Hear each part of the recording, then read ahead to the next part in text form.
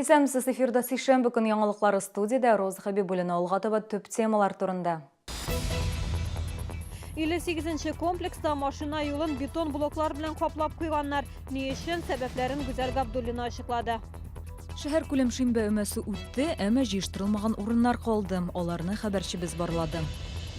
Мәңгелек ут янында стабарларны озату тантанасы булды. Быел Журавли эзләнү отряды Новгород өлкәсенә юл тотачак. Бу хакта Римма Солтанова. 58-нче комплекс эчендәге юлны бетон ташлар белән каплап куйганнар. Элек биредән машиналар бернинди каршылыксыз узган. Автомобиль йөртүчеләр бу җайлы иде ди. Хәзер исә ишек алларына керер өчен аларга берничә километрны урап узарга туры килә. Юл кемгә кымаучалы, Гүзәл Габдуллина ачыклады. Моны юл дип атауы да кыен. Ул үзеннән үзе барлыкка килгән. Бетонлы территория аша автомобильләр уза башлаган. Кичләрен бу урынга машиналарын куйганнар. Бу исә кайберәүләргә ошамый. Тут автостоянку делали.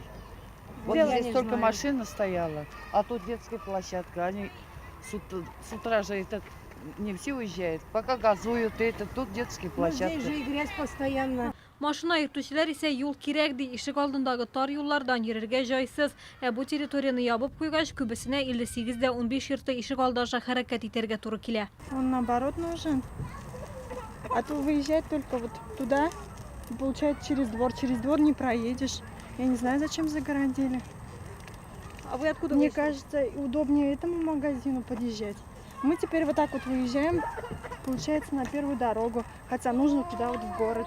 Башкарма комитетта участок кадастр исәбендә тормый дип аңлаттылар. Бер тапкыр юлны япканнар, әмма шәһәрдәшебез мөрәҗәгате буенча яңадан ачканнар. Шулай да микрорайонда яшәүчеләр уртак фикергә килә алмаган. Бу көннәрдә участок кабат ябык. Бетон ташларны алып куярга планлаштырмыйлар. Гүзәл Габдуллина, Ленар Султанов, яңалыклар. Татарстанда янгынга каршы махсус режим кертелә. Ул 25 апрельдән 10 майга кадәр дәвам итәчәк. Бу көннәрдә ачык утта ризык пешерү, чүп, коры үлән яндыру тыела. Урманнарда янгын куркынычсызлыгы кагыйдәләрен бузган һәркем штрафка тартылачак. Гражданнарга 3000 сумга кадәр штраф каралган, вазифаи затларга 20 000 сумга кадәр, юридик затларга 200 000 сумга кадәр штраф түләргә туры килү ихтимал. Янгынга каршы махсус режим шартларында кагыйдәләр бузылган очракта штраф күләме тагында арта. Шәһәр күләм өмә узды, әмма Чаллыда җыештырылмаган территорияләр аз түгел. Шүпле җирләрне комплекс эчендә дә шәхси секторларда да очратып була. Шәһәрдәшләрнең кайберләре әлеге проблема белән елдан-ел очраша. Мәсәлән, Миләшкә бистәсендә яшәүчеләр теманы Мәрьям Файрушина дәвам итә. Әлеге басу Миләшкә бистәсендә яшәүчеләрнең бәйрәмнәр үткәрү урыны. Быел әлеге мәйданчыкны чистартмаганнар. Кыш дәвамында күп шүп җыелган. Шәһәрдәшләр алдагы елларда өмәгә чыгарга җыена.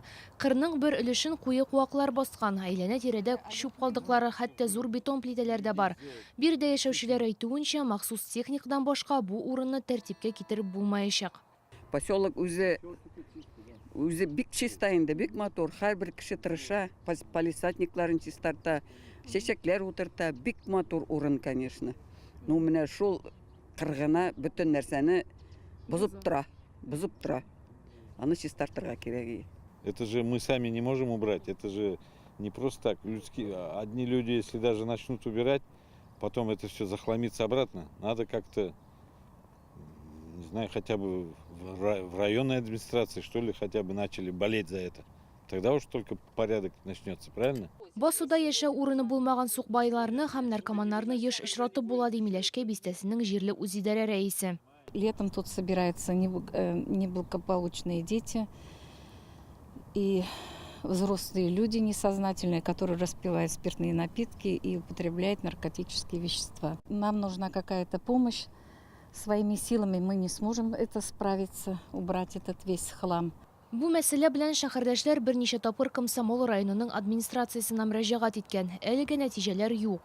Биредә нинди дә булса объектлар төзү мөмкин түгел, җир астында коммуникациялар үтә. Мәрьям Файрушина, Фәнис Ихсанов, яңалыклар. Урман утырту күнінде Татарстанда 3 миллионға яқын ағаш утырташақлар бұ ғади нарат Европа шыршысы юке милеш ағашлары. Шолыда язғы көплеп ағаш утырту башланды инде. Башқарма комитет қызметкерлері Хасен Туфан проспектында 12-ші комплекс янынан 40 ағаш утырттылар. Шулай 19-ші комплекс яғынан Сүйінбеке проспекті бойынша 40 зәңгер шыршы утыртылды. Шәһәрні яшілләндіру хужалығы генераль директоры Сәлим Хабибулин белгілеп өткенше, утыртуға шыршыларны әзірлеу үшін 20 ел керек болған. Шөре шәһәр күләм өмәк саларында узды, аңа 27 меңнән артык кеше кушылды. Бу язда шәһәр урамнарында барлыгы 5 мең яшел үсенте утырту планлаштырыла. Агачлар утырту дәвам итәчәк. Шулай 27 апрельдә республика күләм урман утырту көне табигатьне саклау акциясына кушылачак. Журавли отряды Бөйек Ватан соғышында хәлак булган солдатларның гәүдәләрен эзләргә китә. Быел казу эзләнү эшләре Новгород өлкәсендәге созлыкларда алып барылачак. Отрядта 11 студент, 3 җитәкче. Экспедициянең чыгымнарын тулысы белән шәһәр хакимияте түли. Эз товарларны озату тантанасы Дан мемориалында узды.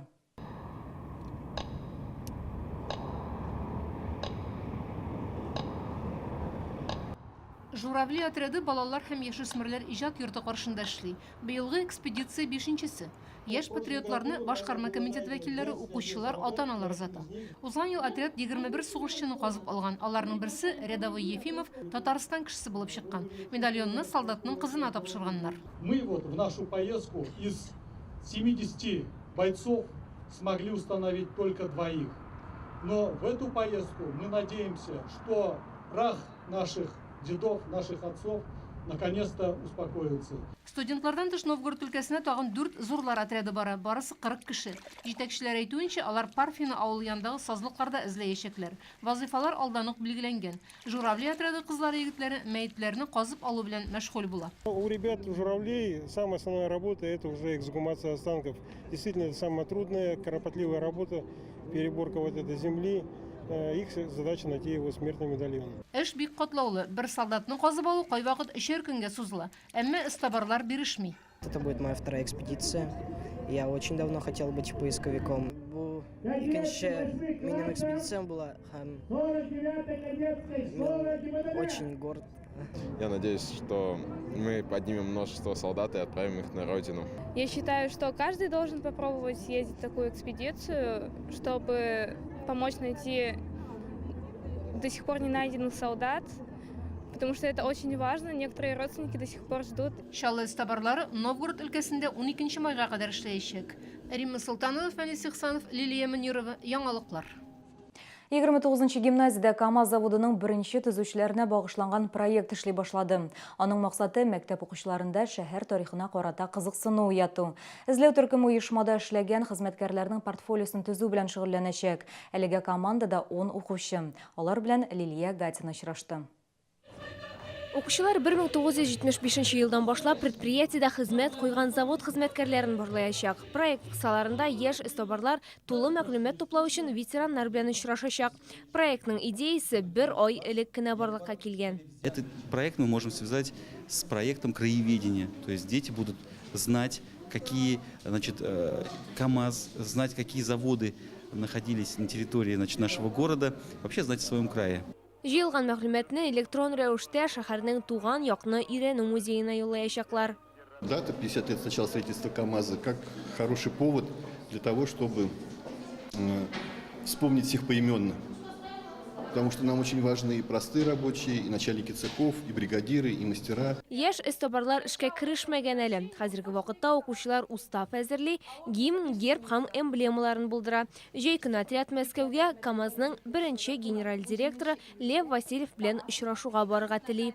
Лилия Гатина, Сергей Вильданов, Яңалыклар. Бүгенге менәшләр, мин Роза Хәбибуллина сезнең белән сау булашам, исән сау булыгыз.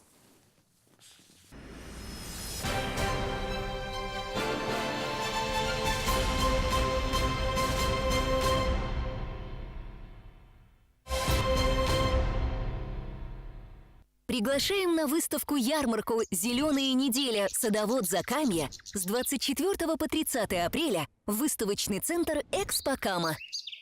Европейский подход к лечению аденомы и простатита. Урологический центр «Урамед». Звоните 49 22 10.